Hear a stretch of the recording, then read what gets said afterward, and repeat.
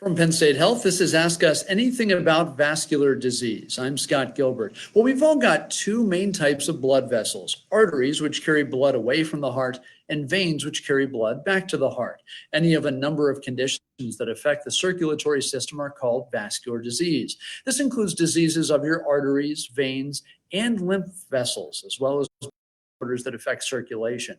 A lot of ground to cover here, but we're going to learn more today from Dr. Amin, a board-certified vascular surgeon with more than 3 decades of experience treating vascular disease. He recently joined the staff at Penn State Health St. Joseph. Dr. Amin, welcome to this interview, and I'd like to say welcome back to St. Joe's. Oh, thank you, Scott. Great to be here in your program. And yeah, so I've been in Berks County since 1995, taking care of various vascular disease in Berks County patients.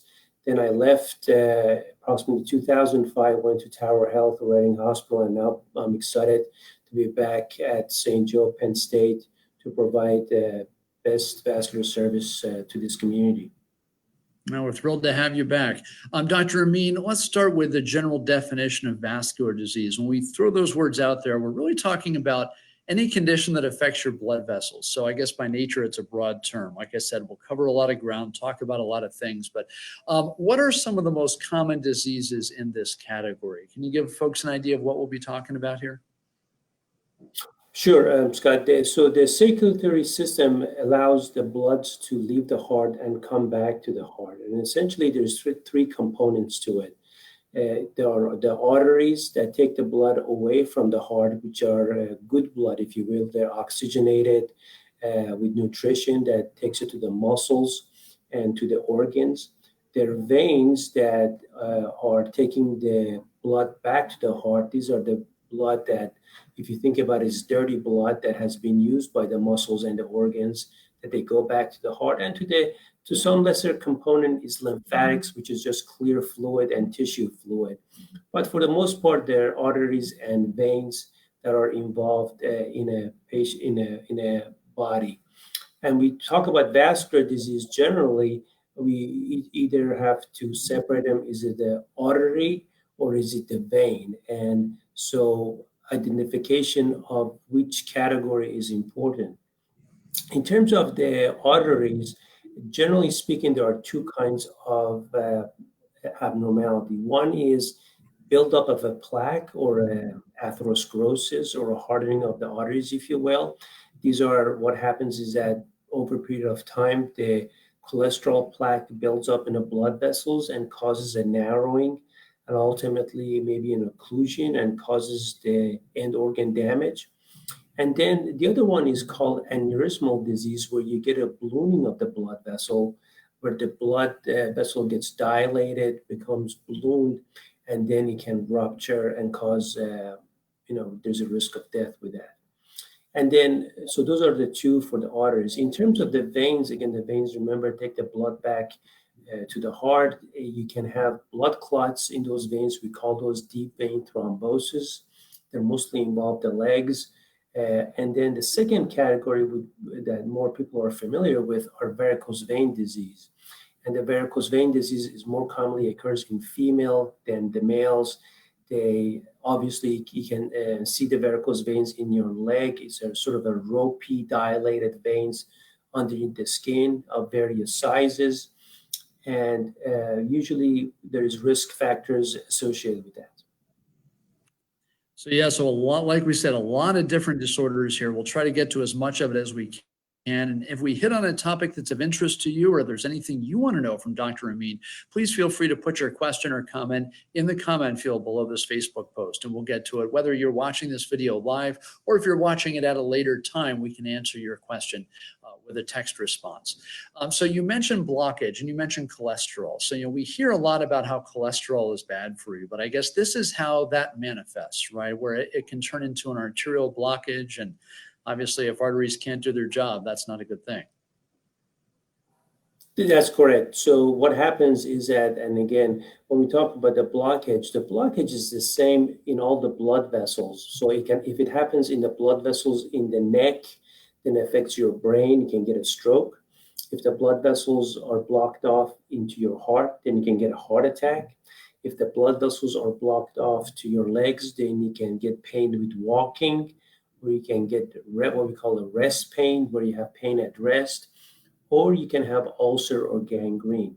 You can have a blockage to your kidneys that can cause your blood pressure to go up. So it depends on which, if you will, which section of your body is the blockage affecting.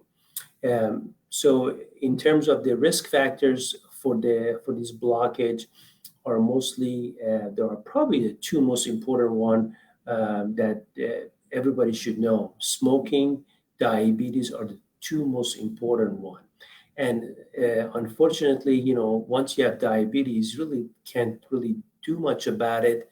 But the most important thing about the diabetes is to make sure you take your medication and make sure your glucose level is controlled. That's the best you can do, and that would minimize formation of the blockage. Smoking is probably the worst thing that you can do to your body, what it damages the lining of the blood vessel, and it causes that blood clots or blockages to form. And if somebody who's diabetic and smokes, that's like putting a kerosene on the fire, which is the worst thing you can do to your body.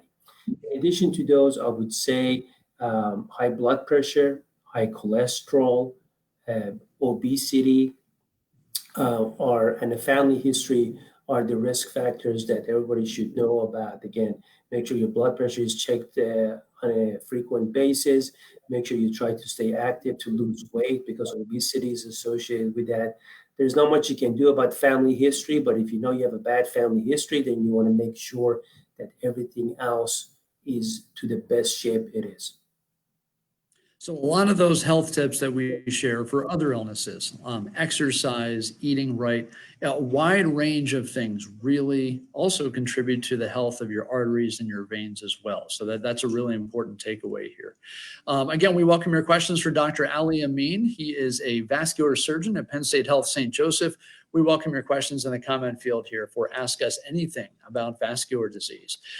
You had mentioned aneurysms before, and I'd like to get into that a little bit, because that can be a scary word, right? We're talking about part of a blood vessel that forms a kind of a bolus, a little bit of a balloon that could end up bursting. Right. So tell us a bit about what causes an aneurysm. Do we know what causes them, and do people always know when they actually have an aneurysm? Yeah, so Scott, that's a great question, because most people do not know they have an aneurysm. Aneurysm, again, it's a ballooning of the wall of the blood vessel. When the wall of the blood vessel becomes weak, then every time the heart pumps, it can become dilated. So it's like think about it as a balloon, and you're blowing into the balloon, and the balloon gets bigger and bigger, and at some point it's going to pop, right? Because it cannot hold on anymore. So most patients do not know they have an aneurysm. If the aneurysm occurs in your brain, you can have a stroke. If it happens in your abdomen, it can kill you if it busts open. So the things to look for, number one is family history. If you have a history of a brother or a father or a family member has died for the aneurysm, then, or had an aneurysm, that's something that you should tell your family doctor. And the second risk factor is blood pressure. Your high blood pressure can cause aneurysm formation. So family history of aneurysm in the family, and high blood pressure. And if you do have an aneurysm, then the most important thing is to make sure your blood pressure is under control. Unfortunately, unless you do some kind of testing, you don't know you have an aneurysm. So normally we do an ultrasound of the abdomen to look to see if you have an aneurysm in your belly. Sometimes if the aneurysm needs to be measured more precisely, then we do a CAT scan to look at that aneurysm. And these days, in the old days, we used to have to cut you from stem to stern to fix this aneurysm.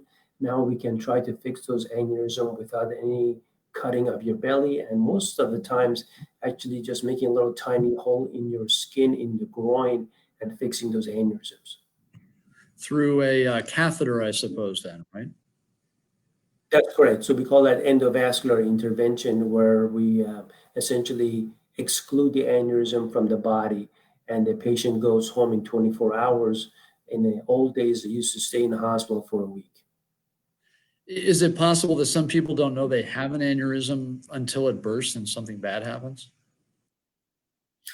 Until it bursts, or more commonly these days, patients have abdominal pain or abdominal discomfort for various reasons. For example, you might have an abdominal pain because you have gallbladder problem, or you might have a hernia, or you just might go to a doctor or emergency room and they're going to order a CAT scan to see what's going on in your belly. And all of a sudden they see this aneurysm, and the aneurysm is not really causing your belly pain because something else is causing it, but they find out, we call that coincident, that you have an aneurysm.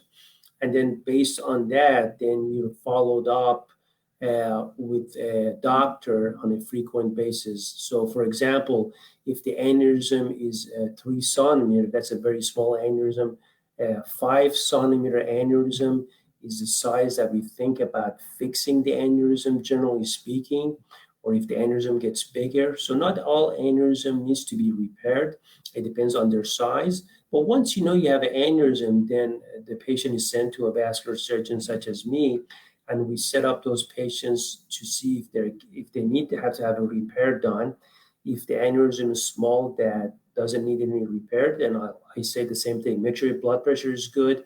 Make sure you keep an eye on it. And then we see that those patients back anywhere between 3 months or 6 months or 1 year with the ultrasound to make sure that the aneurysm hasn't got any bigger so we can check on them. And the key being to keep an eye on it.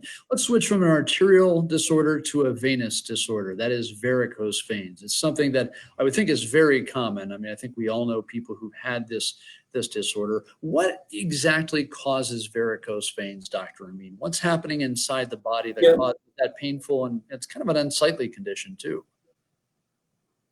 Yeah, so the varicose veins are 2 types. They're, as you mentioned, Scott, one type is just unsightly. They don't really bother you, but for the most part, they do bother you. They have a variety of symptoms: pain, swelling, aching. They can cause numbness, tiredness, especially if you're a very active person. You can see it that the aching gets worse when you have activity. It's more common in females than males, and the most common cause of varicose vein is unfortunately genetic. So if a female has a history of varicose vein in the mother or grandparents, then it's going to be more common. The other risk factors is pregnancy. With pregnancy, the risk of developing varicose veins goes up.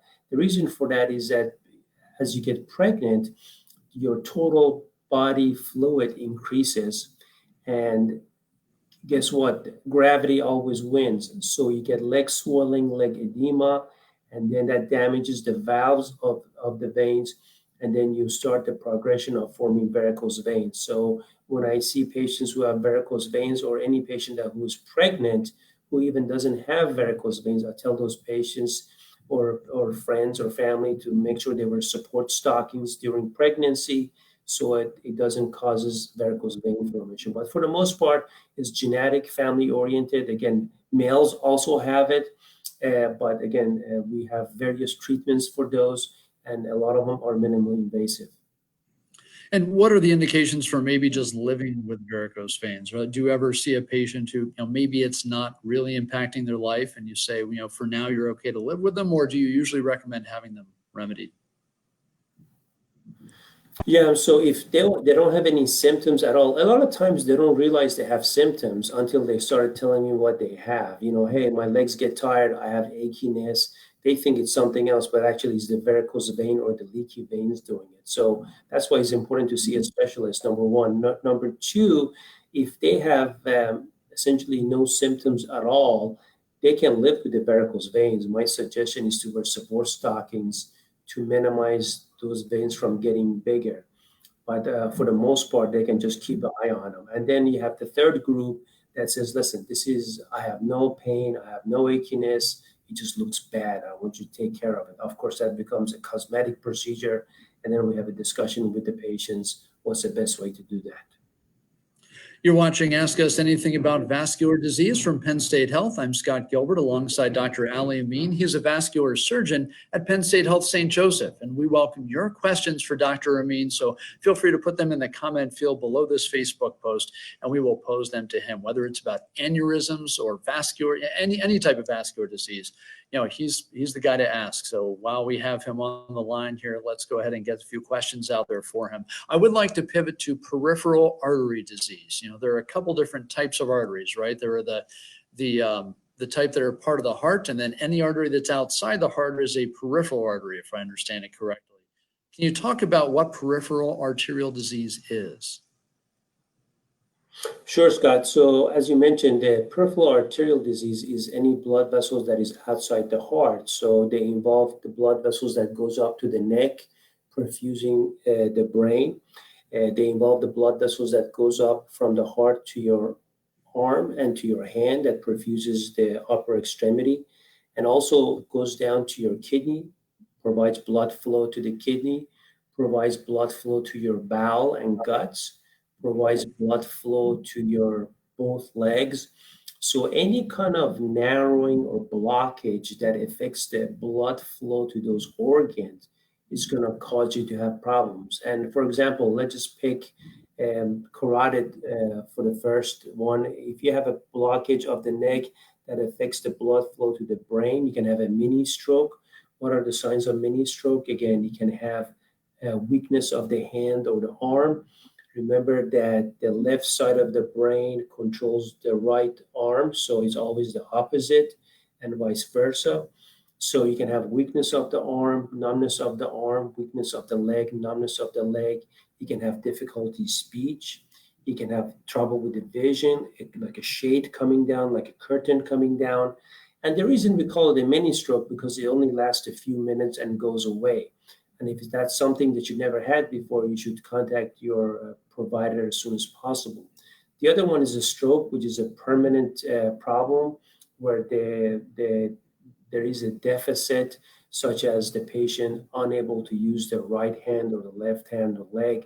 And that's when the damage to the brain occurs permanently. And then you have to have rehabilitation to get better.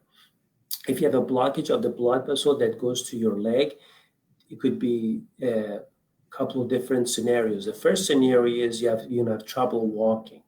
You walk maybe for 1 block or 2 blocks and your legs get tired. And then you realize that this happens exactly the same every time you walk. So for example, people say, oh, I have pain. Well, do you have pain all the time? No, sometimes I have pain. Well, if you have a blockage causing poor circulation, it's going to happen every time when you walk. So for example, every time you go get your mail from the mailbox, which might be like a block away for somebody, or if they go shopping, hey, I can walk 2 blocks. So if it's a poor circulation, it's going to be consistently the same amount of distance that you walk, and it will happen all the time. The reason it happens all the time because you don't have one day blockage and another day no blockage. So remember, there's many reasons to have leg pain beside having poor circulation. If the blockage continues to get worse, then you're going to have pain at rest. So you're sitting around, you're sleeping, you have pain in your leg and the foot that is constant. That because the blockage now is worse than it was before. And then if you just let it go, then you can get ulcer and gangrene, which is a soreness of the foot or the toe, or you can turn black. We call that a gangrene. So, and again, if you're diabetic, that's even worse because a lot of patients who are diabetic, they have what we call a neuropathy. They have numbness of their feet and toes. They don't feel it. If they walk barefoot, they might step on it. So you get a nick in the skin, you get an ulcer, you get a gangrene, you get a foot infection. So it's very important, again, for those patients, and maybe we'll talk about lifestyle changes, that you be very careful when you're diabetic, when you're walking. Mm-hmm. Yeah, and so obviously peripheral arterial disease covers a lot of different things. A couple follow-up questions for you. When I'm thinking about somebody who has a pain in their leg, are those often mistaken for muscle disorders, nerve disorders, that type of thing? I mean, is a vein or artery disorder always up high on somebody's list? Yeah, so that's a great question because it can be mistaken for other etiologies. So, for example, most of our patients, again, we talk about arterial disease or blockage in the blood vessels. Most of our patients are in their older age group, 60s and 70s and 80s, because remember, it takes time for the plaque to build up. Unless you're a smoker, if you're a smoker, then you present at the earlier age. I've seen smokers present with the poor circulation to the legs as young as 30s because smoking really damages the lining of the blood vessel and can affect you. But so it can be mistaken for example, patients might have pain in their thigh or hip, and actually they might have poor circulation, but actually they might think that they have some kind of joint disease. So it's important to talk to your doctor and go examine by your doctor to see if in fact your pain is consistent with peripheral arterial disease or poor circulation. For the most part, if you do have pain with walking, the pain occurs in the calf muscles. So it's not in the knee joint, but it's in the calf muscles. If it's in the knee joint, that mostly like arthritis or something. But the more important thing is when you go to see your family doctor, explain to them in detail where is the pain, how's the pain, what makes the pain worse, and what makes the pain better, and your doctor is able to analyze your diagnosis. Mhm. And when it comes to carotid artery disease, you mentioned that, if there's a blockage here in the carotid arteries, that can lead to a stroke, depending on which side it's on. It would affect, certain parts of the body. Are there signs of problems with your carotid arteries short of a stroke or even a mini stroke? That is, are there ways to possibly flag an issue with your carotid arteries before it leads to something that severe? Yeah, another great question, Scott. Unfortunately, there is not. So most of the patients do not have a mini stroke to go have a full stroke. Unfortunately, the full stroke can occur suddenly, and you're left in with either you can't talk or you can't move. If you're lucky, you will have signs of mini stroke, the things that I talked about. You might have weakness, numbness of the arm or the leg, or difficulty speech, or a visual changes that only last few minutes. And if you get that, it's important to contact your family doc. Don't let it go away, to make sure that you didn't have mini stroke. People say, oh, it only lasted a minute, it's probably nothing, let it go. But contact your physician, even though you're back to normal, just to see what it was so you can be examined. The other thing is when you go to the family doctor puts a stethoscope on your neck to listen to your neck. And if you hear a noise, we call that a bruit, then we order an ultrasound to see if there's any blockages around your neck. So we can do an ultrasound of your blood vessels in your neck to find out if there's blockages. And even if you have no symptoms, that can be a one way to find out if these narrowings are significant enough to be treated. And we have a wide variety of tools to treat that. We can treat it with open surgery. We can treat it with a stent. We can treat it with minimally invasive. We tailor that according to each patient. You're watching Ask Us Anything About Vascular Disease from Penn State Health. Dr. Amin is a vascular surgeon at Penn State Health St. Joseph, and he welcomes your questions. So feel free to add them to the comment field, whether you're watching this video live or at a later date, and we'll be sure to get you answers because we're covering a lot of ground here. I want to make sure that we answer your questions as well. Dr. Amin, you mentioned earlier that disorders of the lymphatic systems are less common, but let's talk about those briefly because we do hear about things like lymph nodes and lymph vessels when we talk about cancer and things like that. But what exactly are lymph vessels and lymph nodes, and what are some of the things that can go wrong there? Yeah, so the lymphatics are the least common ones. The lymph vessels are channels like blood vessels. They're much thinner and less pronounced in the body. They essentially take the fluid, clear fluid back to the heart.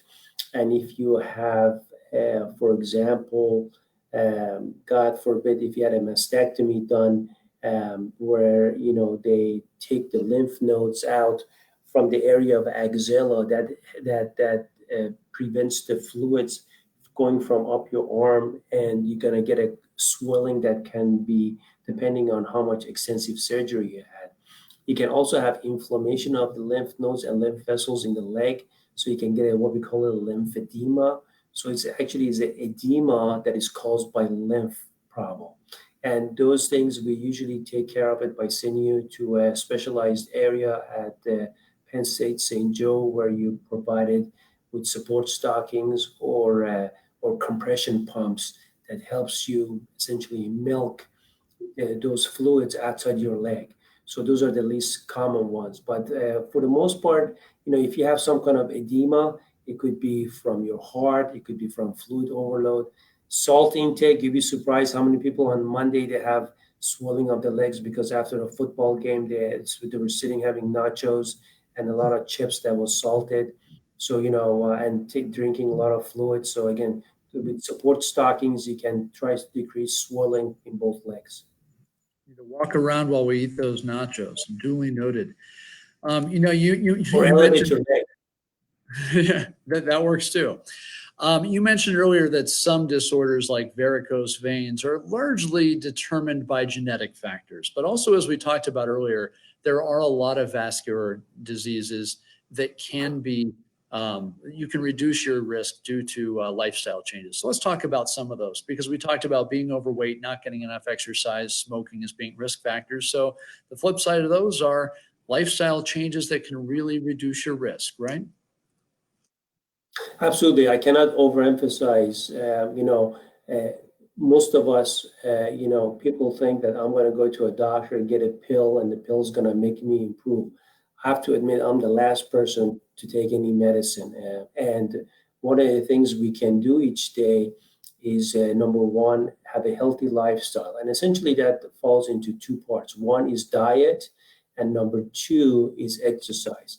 Now, when it comes to diet, I don't mean that you have to become eating celery sticks every day, every day of the week. I'm talking about having a healthy diet that is comprised of, say, fish, chicken, or even meat, but decrease your red meat intake. At the same time, if you're doing fish and chicken, try to saute them, grill them. Grilling is amazing because on all the fat comes out. Again, instead of having carbohydrate mashed potato, have your favorite vegetables with that. We can essentially, use corn. You can use zucchini, eggplant, whatever is your vegetable is. You can put it as a side dish instead of having a starchy side. And again, what you want to do is that we want to stay away from carbohydrate and sugar. Sugar is probably your biggest enemy. People think that, hey, I'm going to go buy low fat or no fat. That's a good thing. But actually, that's a misnomer, because if you look at the sugar content of every product, especially the low fat and no fat, the sugar content is higher because they have to make it taste good for you to take it. And it's the sugar that actually is converted to fat. So when you go out there, look at the sugar content. If you're drinking soda and you want to keep drinking soda and you say, I'm not going to stop drinking soda, then go to a diet soda or zero soda that they talk about. If you look at the can of Coke, has over 30 grams of sugar. I mean, it's crazy, the amount of sugar in a can of soda. And so that sugar gets converted to fat. So stay away from sugar. Try to have a variety of meals throughout the day: grilling, sautéing, broiling fish and chicken. And then when it comes to exercise, I don't mean you have to run a marathon or run every day. Believe it or not, walking is a great exercise. If you have joint problems, you can go for a long walk. If you cannot walk, get a stationary bike. You'll be surprised that any kind of muscle activity is exercise, and walking and a stationary bike are the two best ones. And everything else fails. I mean, I know it's COVID now, people don't want to go to the gym, but if you want to go to the gym, I mean, the gyms are pretty cheap now. $10 a month, you can go and join the gym and exercise. And nobody's there early in the morning and late at night. So staying active means a lot to your body. And specific to your arteries and veins, what does that do? This might even be kind of a an obvious question, but I mean, is it the matter of you're being active and the blood is pumping through your body with a little more purpose, and you're kind of, making sure that it reaches all your extremities, that kind of thing? I'm just wondering what's happening physiologically when you exercise that's good for your arteries and veins. So not just your arteries, but also your heart. Your heart becomes trained and becomes more user friendly, if you will. You know what I'm saying? So when you do that, there's a lot of immunologic response of exercise. Your immune response improves when you exercise. So your defense mechanism improves. Your blood vessels will get bigger in terms of providing more nutrition to your muscles. Your heart becomes more trained. So it's a global phenomenon throughout your body by doing some exercise a few days a week. And I'd like to end with a fun fact. You can tell me if it's true. I saw it on the internet. If your entire network of blood vessels were stretched end to end, they could circle the earth multiple times. Is that true? That is absolutely true. That is absolutely true. And a lot of people who have blockages in their blood vessels, one of the things we do is that when we see these people in the office, we don't jump in to do procedures on them, whether it's an open surgery or minimally invasive procedure. One of the things I like to do is to put them on an exercise program, and we're starting a specific exercise program at Penn State St. Joe to gear toward this. And believe it or not, you'd be surprised that after 3 months of supervised exercise that we tailor for you, that your blood vessels are big enough that those blockages become a moot point. Good to know. Well, great. Dr. Ali Amin, thanks so much for your time today. It's been great getting to know you and great learning from you all about vascular disease. So thanks for your time. And we'll make sure that we put a link and in the comment section here below this Facebook post so people know how they can get in touch with you and your office.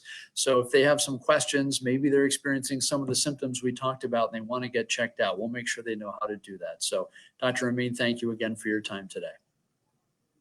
Thank you, Scott. A pleasure to be here. Thank you. And thanks to everybody who tuned in today for Ask Us Anything About Vascular Disease from Penn State Health St. Joseph.